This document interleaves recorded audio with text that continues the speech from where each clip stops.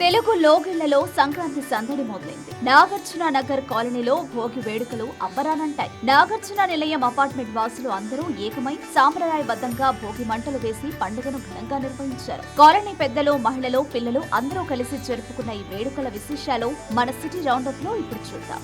సంక్రాంతి పండుగ అంటేనే ఆత్మీయతల కలబోత.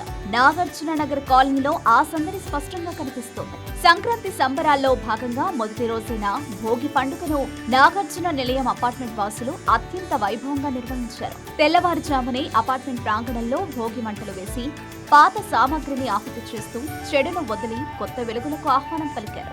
ఈ వేడుకల్లో colony president Shashank Mouli, secretary Vishnuvardhana Reddy నేతృత్వంలో కాలనీ వాసులంతా ఉత్సాహంగా పాల్గొన్నారు. జాయింట్ సెక్రటరీ ఎం యాదయ్యతో పాటు రమేష్ కుమార్, చిన్నారావు, సుజన, అరుణజ్యోతి, వరలక్ష్మి, రమారెడ్డి, శశికాంత్, మౌనిక, శ్రావ్య, శ్రీనివాస్, రఘు, పండు పాల్గొన్నారు.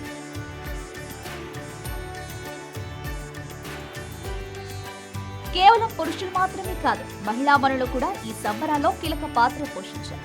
సుజన, అరుణజ్యోతి, వరలక్ష్మి, రమారెడ్డి, మౌనిక తదితరులు సాంప్రదాయ దుస్తుల్లో మెరిసిపోతూ ముగ్గులు వేసి హరిదాసు కీర్తనల మధ్య పండుగ వాతావరణాన్ని నింపేశారు. అందరూ కలిసి మిఠాయిలు పంచుకుంటూ ఒకరికొకరు పండుగ శుభాకాంక్షలు చెప్పుకుంటూ గడిపిన ఈ క్షణాలు నాగార్జున నగర్ కాలనీలో ఒక మరుపురాని జ్ఞాపకంగా నిలిచిపోయాయి. కాలనీ సభ్యుల మధ్య ఉన్న ఐక్యతకు ఈ భోగి వేడుకలు ఒక నిదర్శనంగా నిలిచాయని కాలనీ వాసులు ఆనందం వ్యక్తం చేస్తున్నారు.